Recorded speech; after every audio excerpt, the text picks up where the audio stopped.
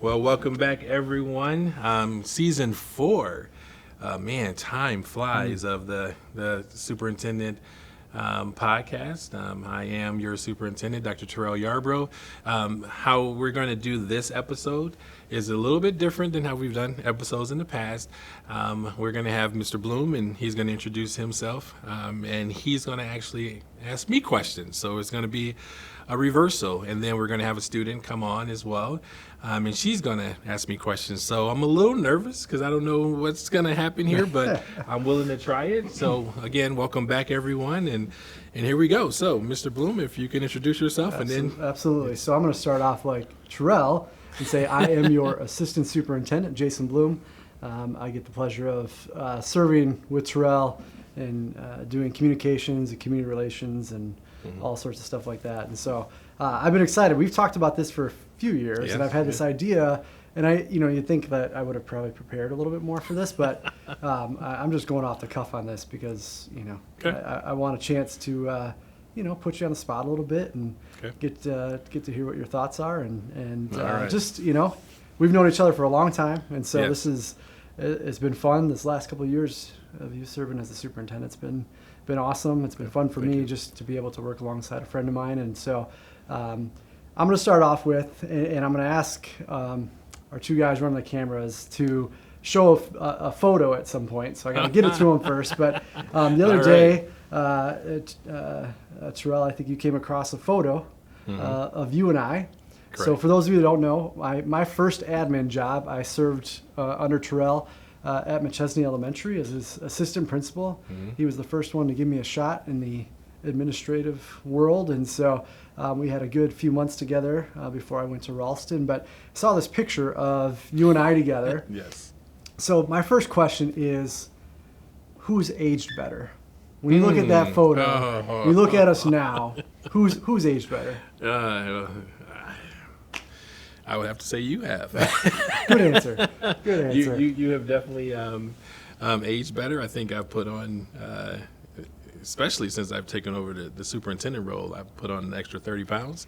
And so, I think you definitely take care of yourself. Although I do have to say that even back then, you were my accountability partner, and that was terrible. Like and that. And so as I walked around drinking my Mountain Dew, you've continued on your journey, and so. I definitely have less hair now, and I think okay. You've been able to maintain that better than I have. But I appreciate you saying that. We it reminds me of like when you hear about presidents that they do the before and the after, and some of the aging that takes place, and I think you and I both look a little bit older since that time. But that was almost 15 years ago. So man, time flies. Time does fly. But yes. All right, so I appreciate the compliment. But my next question, and I'm just going to throw things at you here. So I'm gonna put you off a little bit because this is the end question that you have. All right. Yeah. Who's your favorite person in Harlem? Ooh. Let me See, I want you to think, because I want you to go through the rest of the interview thinking about who you should have said, right, and give you a chance to redeem yourself in the case your first answer is the wrong answer. Okay, my gosh. Well, the first person that came to my mind is my daughter, who's currently a paraeducator at Windsor, working on her teaching license as well, and she's been in the district for I want to say now 3 years. Wow, time does fly. 2 or 3 years. So she is my favorite person in the district. Although the politically correct answer is I've been in the district for now 16 years, and so like my friendship with you, have obviously developed a lot of friendships along the way, and couldn't see myself working with anyone else. But at the same time, that is my daughter. So that's my favorite person in the district. So I'm gonna give you another chance to put yourself in the doghouse maybe here. But what's been your favorite building to work at? Ooh, McChesney. McChesney. No hesitation. All right. Yeah, McChesney. That now. You were only there for a year though, right? I know you weren't there long. My high school peeps are gonna, if they see this, they're gonna, because I was here for 8 years, and but at the same time, that McChesney year, because that was my first year as a building principal, so first staff, and obviously working with you, and so that was the first year where I got to kind of see how it would look in leading a building, but also working alongside individuals to help our kids. And so that to me, that year was a special year because I there was some successes, but also some failures and things that I learned that it helped me moving forward. And friendships and that I've maintained since that only 1 year, right? So, but no, it was definitely McChesney. All right, awesome. Sorry, high school. Yeah. And what about Hack, where we all work right now? So, no, I didn't even mention Hack. Yeah, no, you didn't man. even think about that as an option. Didn't even think about it. Yeah. Okay. So thinking back now that you've had, you're in year 4 up here at the administration center in your current role as superintendent. One of the things that I struggled with, and I've been at the district office now since 2015, is that I don't interact with kids very much anymore. And so tell me a little bit about how's that adjustment been coming from the high school, coming from Chesney, being a teacher previous to that, what's it like going into a place where now you are in kind of a business almost, and you're not getting the chance to interact with kids as much as you did when you were in the buildings? Right, and that's a great question, because I would say out of all of the things that you would associate with a superintendent's job, responsibilities or whatever the case may be, that's the toughest part for me, is I miss being around kids. Regardless of what building I was in, if there was a tough moment or whatever, I was able to just get up, walk out in the hallway, see kids, walk down and jump into a classroom, see kids, talk to teachers. And so whenever there's an opportunity for me, even with my schedule now, today, for example, I had some free time. And so I went to Ralston, talked with Mr. Rollinson for a little bit, saw some kids, drove to Loves Park, talked with Mr. Valentine for a little bit and saw some kids. And for me, being able to do that, that warms my heart. I miss that because a lot of my job now is more obviously working with community, leaders and principals and, more adults than kids. But I tell you that, obviously, and it's a cliche, but that's why we do what we do, and we love it. And I love it when I'm able to interact with kids. Going to Loves Park today, kid who doesn't even know me, hey. Or yesterday when I went to Parker Center, they have an awesome dismissal, the way that they dismiss kids with their buses, and they use animals for the buses. And I saw a little girl, she came out, and I could tell she had that look on her face. So I asked her, I said, are you okay? And she said no. And so, but I can see on the back of her tag, she had a parrot for her bus. And so I said, asked if she wanted me to help, and she said yes. And so took her hand and we walked to the parrot bus, right? Those are the things that stick with me. Yeah. So absolutely. great question. Yeah. Thanks. Well, that's, you're making a lot of decisions and interacting with the board and doing a lot of high level stuff, but it's always a good reminder. I know, knowing you obviously can answer this for you, that we both got into this to work with kids, right? We both started in teaching and we wanted to work with kids, and then have moved up through that. So absolutely. I appreciate sharing that. So now that you've had a chance to really spend, you're, like I said, you're year 4, and you're kind of past what we in the admin world call the honeymoon phase, and you've kind of started off right amidst the pandemic, and so a lot of things that were going on at that time, and so now that we're 4 years in, what are some of the things that you're most proud of, but what are some of the things that are really exciting you right now? One, it's funny you mentioned the honeymoon phase. I feel, because I came into this role July of 2021, so we're coming off of the pandemic, so to speak, as far as remote learning and things of that nature, and coming into the superintendency role with us having to, as a district, move past that, right, and go back to in-person learning and all of those things. And so I really don't feel like I had a honeymoon period, because it was just boom, with a lot of things that were going on at the time. But I think when I look back and reflect on the first 3 years, and now going into the 4th year, us being able to, despite all of those things, the barriers that happened then, continue on our path of district improvements, whether it's building improvements, whether it's now a new career and tech addition at the high school, new healthcare facility, just things where we kept the focus on our kids and our staff and moving forward, as opposed to just let's stay here. And so, if anything, that's what I'm most proud of. But also, too, I think we also came out of it as a Harlem community stronger, because I sense that when I talk with teachers and things like that, regardless of, we've had a lot of like different changes in our district in the last 4 years, whether it's sixth grade going to the middle school and things like that, tough changes, right? But at the end of the day, though, I feel for the most part, people are like, you know what, I can see the vision, I can see where we're moving, and let's keep doing positive things. So I feel good about that. Awesome. And so, looking forward, what are some of the things or something that excites you about the years ahead?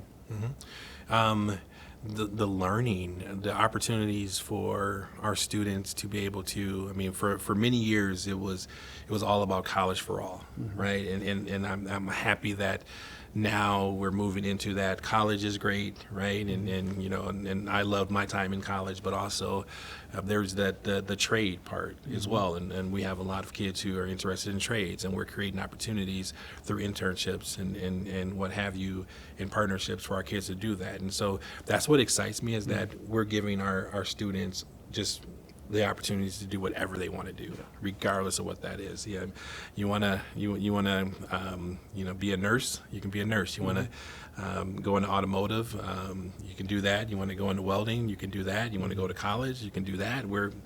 This is who we're about and what we do. And so that's what excites me. And then too, for me as well, to continue to grow in this position and learn how to even support our community even more. So yeah. So and I appreciate what you've shared, because it's I think you've done a great job with when you look at it, like our long range plan, and one of the main goals, or the first goals that you see, is really about preparing kids for life after high school, and whatever path that is. Like, correct. You're really preparing them, whether they go to college, wherever they go. It's all in preparation for life after high school, and so. That commitment is showing, and it's exciting for me as well to see how this is all playing out and the opportunities that our kids are getting. Like, it's just amazing, the courses that are offered and all of this stuff that I know in the school I went to, we did not have, I think I had like 2 elective options, it seemed like, and now we have students that just have tons of elective options and things that can hopefully fit what gives them purpose and joy, and so I appreciate you sharing that, because that's exciting for me as well to see this play out in our district. So, and you're a part of that. Obviously it takes, and I want to stress that too. As far as anyone who watches this, is that it takes a village, right? It takes a team, and you may see one person like in front of the cameras or what have you, but it takes a team to do that. And so I appreciate what you do, and obviously what our team does as well, to make sure that we're continuing to move forward. So. All right. So I have one last question. So this is, for our staff members that maybe see this and watch, they'll understand what I'm talking about. So when we, it'll be good. It'll be good.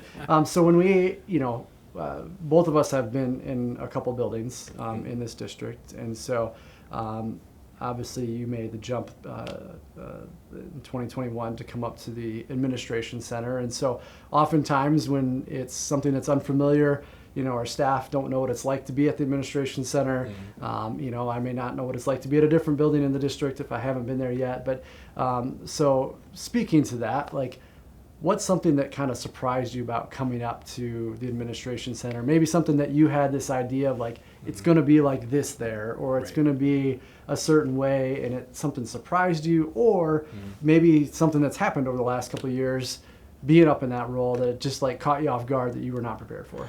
Well, I think the thing that surprised me the most, because you always, no matter what, you have an idea in your mind, and so leaving an actual school and going to to the administration center, I was thinking it would be more like business-like, if that makes sense, like just like almost like an assembly line of just, no matter which department it was, things were just like that. But what I was pleasantly surprised, though, is that just like within schools, right, people still have fun. People still talk to each other. They still talk about, hey, did you catch the game on Sunday night and things like that, and then you still get your work done and all those things. So we are still productive, right? I just want to make sure, but just that feeling of creating a community, right? I thought that there would be less times or opportunities to do that away from a school setting, because in a school setting you get to do that. You have lunches and things like that together, and at the board office we have opportunities to have luncheons, and we bond and all those things. And so I was pleasantly surprised and glad that I was able to keep doing that. So I guess I do have more questions now. Yeah, So I'm gonna keep going with this. But so we celebrate like birthdays, and it seems like we have a birthday probably every day up at the I had one today. Yep. So do you get more access to food up at the administration center than you did back at the high school? Or was there like treats and stuff like that all the time at the high school too? I will say this. There is more access to food because it seems like we're celebrating a birthday or we group birthdays together. Actually, at school level, though, I had food brought to me. Like whether it was lunch ladies, they knew I liked bacon sandwiches here at the high school. They would make sure that I had a bacon sandwich or whatever, right? And so it was different. At the board office, I gotta go get it. Like there's no, hey, we're gonna save this for Terrell. See, when I was at Ralston as a principal, like I'd get the school lunch food, but it ended up sitting on my table for like 3 hours. Oh, and so then I'd have like the cold mac and cheese and and so I got to the administration center. I gained 10 pounds like that because I wasn't walking as much, and I had access to food and all that stuff. So it's not just you. You've cut back though. I've been trying to. Yeah. So, all right. So before I say like the I am Harlem, like I'm trying to be like you up here. So before I say that, I do want to say just as a friend, like thank you for the last couple of years. Thank you for all of the years of our friendship and the opportunity you gave me starting at McChesney. But more recently, I'm thankful for your leadership and just the fun we're having, but the progress that we're making as a district, and I hope that we get to do more of these episodes together in the future and get to do more of this together, because it's been a great ride for me personally, but I think for our district as well. It's been great having you in the driver's seat. So thank you for all of that. And so with that, I am not your superintendent. I am the assistant superintendent, Jason Blume. I am Harlem. You are Harlem. We are Harlem. Is that how you it got works? it. Yep. Okay, one of those things. But we all are Harlem is the point that I'm trying to make. So thank you.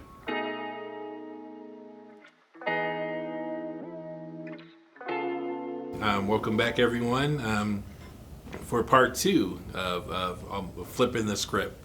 However, this is going to be named when the official title come out. We have people for that. So, I was interviewed, in the first segment, by our assistant soup, Mr. Jason Blume, and now we have Asiah Pierce. All right, Asiah, and I'm excited about this because you're going to now ask me any question that you feel like either you want to know about me or students at Harlem, your family. I'm an open book, so go right ahead.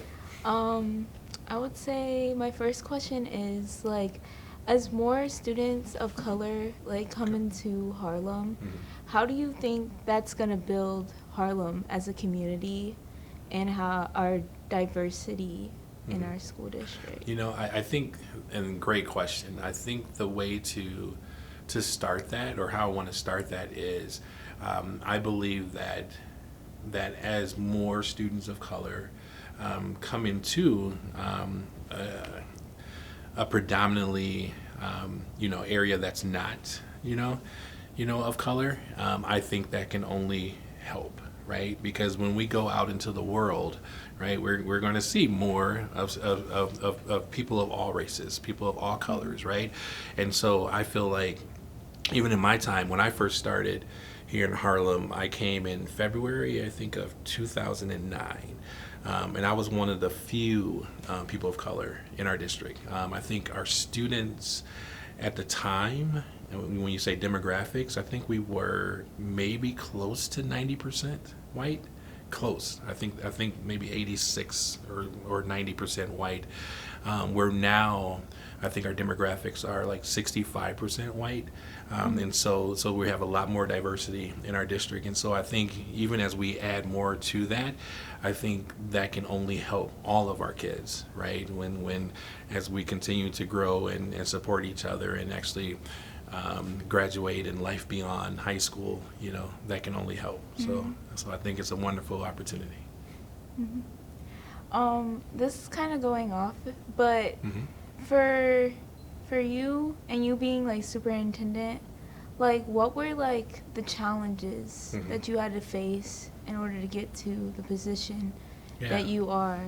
That's a good one. You are coming in with the big ones.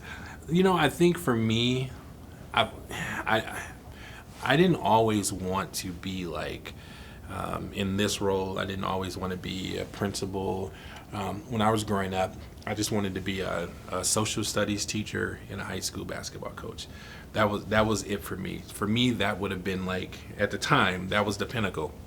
And that was because I had, a couple of mentors while I was growing up who really, I was really like, they showed me that I could be more than just, where I grew up. Right. And so, and they were, one of them in particular was my high school basketball coach, but he was also my African-American history teacher. And so because I saw him and what he did and the amount of not only respect that he commanded, from all of us as students, but also to the example that he was setting.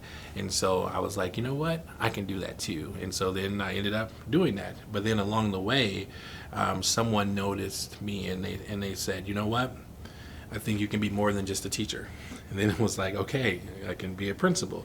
So then I went after that. And then as time went on, I saw that I can even do more in like a superintendent type district office role to have an impact on, whatever district I happen to be in. And I'm so fortunate that it ended up being Harlem. I've been here now for 16 years. Absolutely love it. Love the relationships that have been built.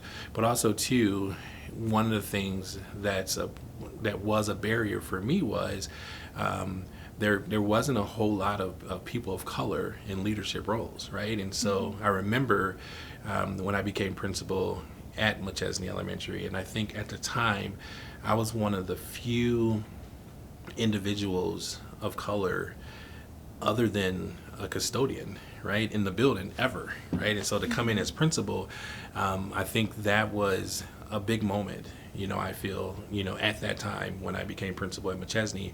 And it even showed itself later with the staff and things that we talked about and some of the equity work that we did along the way. I remember vividly one teacher telling me that at first she put a lot of how she felt Black people and Black leaders acted based off of me, and she apologized later because she said I think that was too much pressure for me to say every whatever I know about Black leaders has to do with just you, right? Like she was like, no, that's not it, and that's not fair to you, and we would have talks and things like that. And so I knew it was there, I knew it was needed to have those conversations, and I'm thankful that our district feels that way, and we've continued that in all the years I've been here. So yeah, and so now to be the superintendent, right, of Harlem, I can remember vividly going into barbershops in McChesney Park, and people would find out even at the time when I was high school principal, and they were like, what, you're the principal of Harlem? Because at the time, those that were living in Rockford or grew up in McChesney, they didn't see a whole lot of people that looked like me, right, and especially in leadership roles. And so that was both met with excitement, but also like what, and so having to work through those type of perceptions and break down stereotypes and barriers, I would feel it was tough, but I had a ton of support around me that helped with that. So okay. Yeah. So my next question is dang, what was that? I lost it. Oh, that's all right. You giving me some tough ones. That's good. There's some good ones. It was I wanted to ask about like the process of hiring more people, like teachers of color and staff of color, Right. like in our school district, whether it's in like the middle school, the high school, the elementary schools, Right. so that like younger people of color, or even people of color my age, can like look to those people and be like, oh, there's another person that looks like me, and feel more comfortable in the space that Right. they are in. Absolutely. And so one, I hope I'm hearing that maybe one day you might go into education, but we'll see. You got some time to decide on that. But I think the biggest thing is, one, as you know, like, and it doesn't matter where you are, there's a teacher shortage, right? And so just getting individuals, especially, at your age, to start thinking about education is a challenge, and we want to do better with that. But specifically towards young people of color who really are not looking at education, even being, something that they want to, attain to do. One, because you don't see it, right? I got lucky because I saw individuals that look like me in school, and so that motivated me to want to do that, right? And so to answer your question, I think one, what has to happen is we have to do a better job, and we are working on this, of the advertising of that positions in Harlem, so maybe getting teachers of color from Rockford or, surrounding areas, Belvedere, even Beloit, because I live in Beloit, right, which is not that far away, but letting people know that the jobs do exist, right? And then once that happens too, is to make sure that obviously, with the interview processes and things like that, that we're getting, those individuals excited to want to be a part of Harlem. And so our human resource department right now, they have a trip planned to go to, I believe it's Kentucky. There's an HBCU in Kentucky, to see if we can kind of drum up some excitement. But as you know, we got to get people excited enough to move, right? Yeah. So to uproot maybe your family, and come to McChesney, Loves Park. And so really is getting the information out there, advertising, and then once, people of color and just staff in general are here, get them to want to stay, right? And so I am happy though when I see, and I mentioned in part one of this, was that usually when you are here in Harlem, you stay in Harlem, right? And that's exciting, right? Because we stayed, right? And so I'm happy about that. So yeah, to answer your question, is really the recruitment, the advertising, and then once we are lucky enough to have individuals and hire individuals, to get them to want to stay.